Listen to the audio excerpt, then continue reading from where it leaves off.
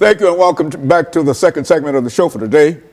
We're talking to Dr. Herbert Marbury from Vanderbilt University, and he's giving us some information in reference to the institutional church. And he's also given us some excellent information concerning his background and some of the experiences that led him to us this morning. And so, Dr. Marbury, let's see if we might be able to pick up where we left off and to have you to start talking about African Americans and the institutional church from your perspective.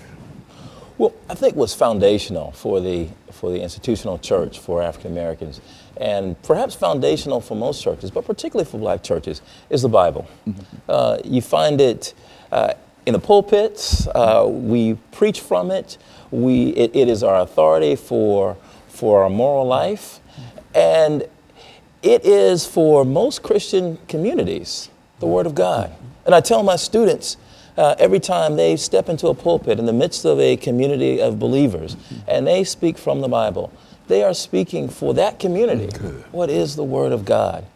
And so one of the things that captured my attention when I was a student at ITC and then later at Vanderbilt, I had good professors like Professor Victor Anderson and Professor Lewis Baldwin, who interests me not only in ethics, that is how black communities think about what's right and wrong, but also interested me in the history of the black church. And from that standpoint, I wanted to know, well, why do churches in general think of the Bible and use the Bible so differently? For example, you look in Nashville and you've got churches from one end of the city to the other. And on fundamental issues, we disagree, and yet the same book is being preached from our pulpits. And I began to wonder, well, what's going on? It's not the book is the same. What's going on in the way that we interpret these texts? It's the interpretation of Absolutely, the books. It's the way. And so I wanted to study how African Americans historically have interpreted the Bible. And so that's the reason I wrote Pillars of Cloud and Fire. It begins to look at African American biblical interpretation from the antebellum period, starting with slavery. And I look at various examples. A radical example and a conservative example in the antebellum period, beginning with Absalom Jones and David Walker. I move on to look at Reconstruction with Frances Ellen Watkins Harper and John Jasper. The Harlem Renaissance with Zora Neale Hurston. Then the era of civil rights with Adam Clayton Powell and Martin Luther King Jr. And finally, I look at the era of Black Power with Albert Clegg. Each one takes up the book of Exodus, but takes it up in a very different way. And they take it up based on what I talked about earlier. That is, what are the relevant challenges that my community faces? How can I continue to make the Word of God, the Bible, relevant? And so during the antebellum period, Absalom Jones and David Walker both take up the story of Exodus almost literally. That if God delivered the children of Israel from Egypt, across the Red Sea into the Promised Land, then God will do the same. And the Promised Land was freedom from slavery. Well, freedom from slavery came, and we weren't free. We faced Jim Crow and segregation. And so if you go to the era of Reconstruction, and you look at sermons, the Promised Land doesn't look like freedom from slavery. Emancipation is no longer identified with the Promised Land. Uplift is. Well, how do we educate now? How do we move from just emancipation to education and the kind of cultural attainment that will lift black communities? And after Reconstruction, that changes again in the Harlem Renaissance. This idea that we need to throw off the manacles of slavery, the old Southern sort of African American rebirth. And a rebirth. That's right. The Renaissance man. Renaissance man, Renaissance woman. But for the Harlem Renaissance writers, for the most part, except for Zora Neale Hurston, they were really thinking rather in sexist terms. So they were thinking the new Negro was the new Negro man. But Zora Neale Hurston, I thought, was one of the most interesting figures during that time. Her Moses, Man of the Mountain, helped African Americans rethink the Exodus story in a way that took the focus off a singular figure like a Moses figure and put it on the community and asked us to imagine together what it would mean if we all together walked into the promised land and we weren't waiting for or dependent upon one singular figure or God to send one person to deliver a whole group of people. And then I go on to look at the era of civil rights with Adam Clayton Powell and Martin Luther King Jr., who understood the Exodus story and the promised land as being included as full citizens, that we would certainly enjoy, as Dr. Martin Luther King would say, the blessings of liberty. And if you look at his speeches, he takes the rhetoric from the Constitution and the Declaration of Independence, the kind of rhetoric that founded our nation, and he connects it to the Exodus story. And freedom means becoming a full citizen. Well, at a certain point, by the end of the Civil Rights Movement, we find that Albert Clegg wants to do something very different with that. That there's the frustration that has risen because African Americans still aren't enjoying the blessings of liberty. There is a move to take that story and to claim it for ourselves and to claim the power to change our lives. Not that power, but not placing it in the founding documents, but placing it in black communities themselves. And so we get the Black Power movement. So I wanted to look at the various ways that we have interpreted one singular book, the book of Exodus, over the course of a long period of time. But my concern was to show that each interpreter started first with the concerns of their community at that time. And I wanted to encourage my students who are going to serve churches and serve in religious communities to do the same. You know, during this second segment, I mean, the final segment, what I would like for you to do is to, and I think you've mentioned Adam Clayton Powell and Dr. Martin Luther King. I think that these are two giants, but I think that people know more about Dr. King than they do about Adam Clayton Powell. And so during this this final segment, when we come back, we've got about 45 or 50 seconds here. But when we come back during this final segment, what I'd like for you to do, and I say this now because I don't want to forget to push it forward. I want you to talk about Dr. Martin Luther King and Adam Clayton Powell, and with emphasis up on Adam Clayton Powell and why he is significant and what the things that you've been doing. Okay? And so what we'll do, we'll take this final commercial break, and then we'll come back and we'll deal with some aspects of Dr. Martin Luther King and Adam Clayton Powell. And we'll be back with our audience following this very, very short commercial break.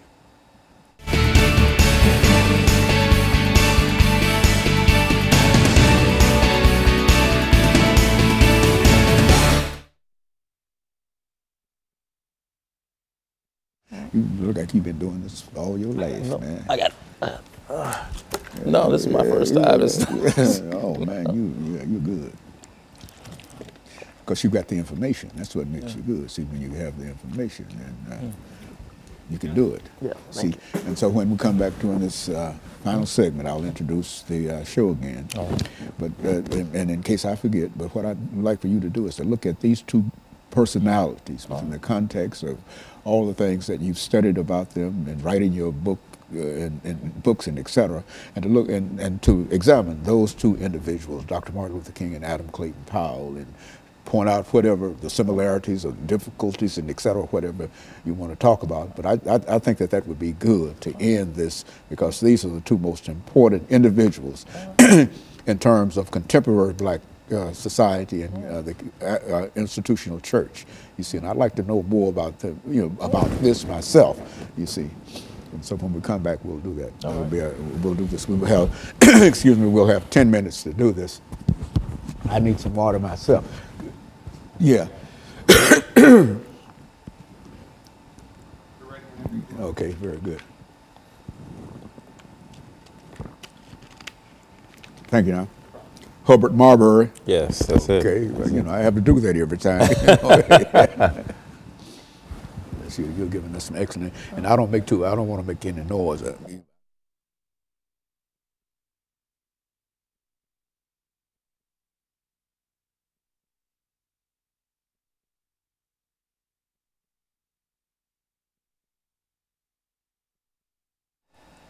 Thank you and welcome back to the final segment of the show for today. We're talking to Dr. Herbert Marbury from Vanderbilt University, and he's giving us some information in reference to African Americans and the institutional church. Doctor, let's see if we might be able to pick up during this final segment to talk about what I consider to be two very, very significant individuals that you've already mentioned, Dr. Martin Luther King and Adam Clayton Powell. And let's see what you know about those individuals and how they fit into what we're trying to do at this particular time. Right. Well, in the chapter on the Civil Rights Movement, I take up Dr. King and Adam Clayton Powell as a pillar of cloud and fire. Dr. King as a pillar of cloud, and and Adam Clayton Powell as a pillar of fire. And when I say pillar of fire, I mean someone who kind of brandished, if you will, his brashness, a boldness, a certain radical nature. Adam Clayton Powell was very clear while he was in Congress that he called himself the baddest Negro in Congress. Yeah, go on. Right. and he flouted the rules. He didn't stomach segregation. He didn't take kindly to the kinds of conventions that made African Americans second class. And part it had to do with his upbringing, had to do with who he was, but it also had to do with, I think, growing up in Harlem. And he really was, I call him, a son of the Harlem Renaissance. He was the new Negro, as I understand it, that the Harlem Renaissance writers had hoped for. He started one of the first boycotts of the public transportation system in Harlem. One of the first sort of public service programs at his church at Abyssinian Baptist Church. And by the time he went to Congress, he was pastoring the largest Protestant congregation in the nation.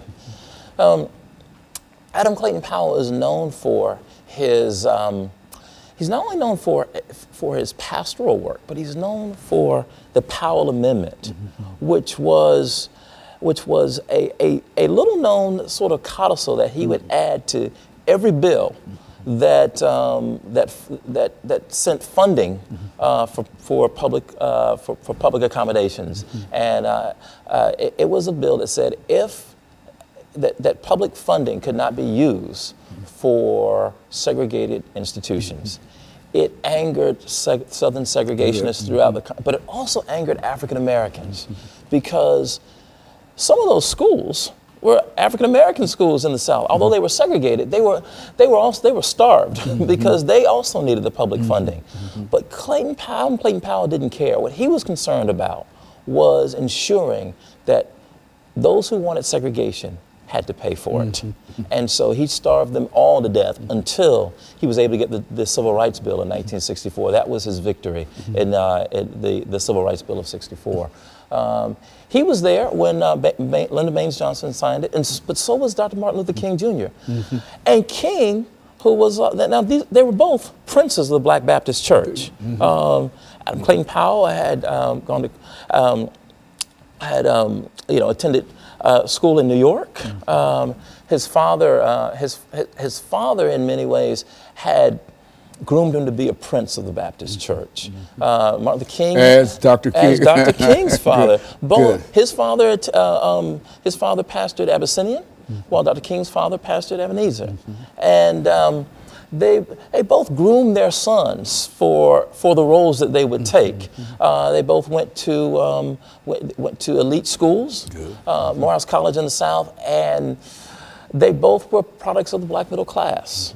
But where they differed, I think, was Dr. King grew up in the segregated South, born right in 1929, just as America was going into the Great Depression.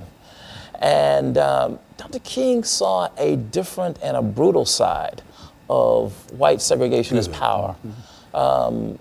And it was something that I don't think Adam Clayton Powell saw. That shaped Dr. King in a way that that Adam Clayton Powell didn't. And led to his assassination. Yes, and led to his assassination. Absolutely. In a sense, both of them were assassinated. Dr. King literally. Good. Adam Clayton Powell was politically destroyed because of his brashness. So what I find with, now, both of them come at a time when African Americans have migrated. And I think this is also important to make the making of these two figures. African Americans began to migrate immediately after the Civil War. Every 10 years, you look at the census, you see more and more African Americans migrating toward the west and toward the north, except for the 10 years during the Depression when you don't see much migration. But you see, and so African Americans migrated from rural communities in the South to cities in the South like Montgomery and Atlanta. That created the possibility for a Montgomery bus boycott, but also created the possibility for an Abyssinian Baptist church, which was Adam Clayton Powell's political base, and which became for Martin Luther King the base for the Montgomery bus boycott and Ebenezer. And so as these two figures began to interpret the biblical text, they thought of the Exodus story for Adam Clayton Powell. The Exodus story guaranteed for African Americans in his sermon, "Stop Blaming Everyone Else," which he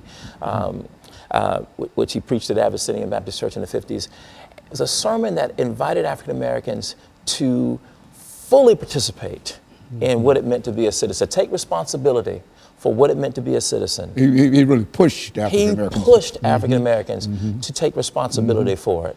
And so for Martin Luther King Jr., however, there was a different way of understanding the biblical text. Martin Luther King Jr., growing up in the South, personal piety became very important. In as much as his political work, personal piety became a mask, if you will, for Martin Luther King Jr. He knew that if he was leading African Americans out into the streets to demand full inclusion, he knew how to use the television cameras, how to use the public square, and the way he used it was to lead African Americans into acts of personal piety. That's what I call the pillar of cloud. He masked, in many ways, his real intentions. He would lead them to pray in the streets, to sing songs.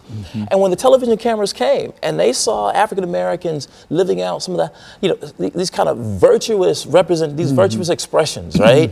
Singing church songs, praying, holding hands, praying for their enemies. Not only was the South was embarrassed, the nation was embarrassed, but they were not only embarrassed domestically, they were embarrassed internationally. And so I call that the pillar of cloud, because just as a cloud kind of blends in seamlessly, Martin Luther King's tactics blended in with the American moral landscape. These were virtues for America. And this was also Dr. Martin Luther King behind the veil. Yes. And you know more about that because of one of your professors, I'm sure. Dr. Baldwin. Dr. Baldwin, who talked about that and et cetera. And I think that you're an excellent reflection in terms of what he said about that and some of the things that you're saying about that. And I want you to know that the information that you're giving us now is very, very precious. And I think that understanding these two individuals and some of the things that they faced and how different they were, one from the north and one from the south, but yet and still they had the same commitment, and while they went about it differently, they had the same commitment in terms of the uplift of African Americans to eventually reach the promised land. And I think that that's what we're still trying to move toward. And that's what we're still trying. That's what I hope that as you read my book, but as we think about biblical interpretation today, we face police shootings of Black and brown, African American and Hispanic, unemployment, high underemployment, and questions around whether or not we can provide adequate education and health care. And I want to know, why is it that we have to go out into the streets to hear the word of God that Black Lives Matter? Why not in the church? Now, to be sure, there's some churches who are doing that. But my question is, how do we interpret the Bible in ways that are relevant for us? Very good. Let me thank you, Doctor, during this last few seconds for coming by and giving us that excellent information. And let me encourage you to tune in again next week for another informative edition of Comments. Thank you and good morning. Thank you very much.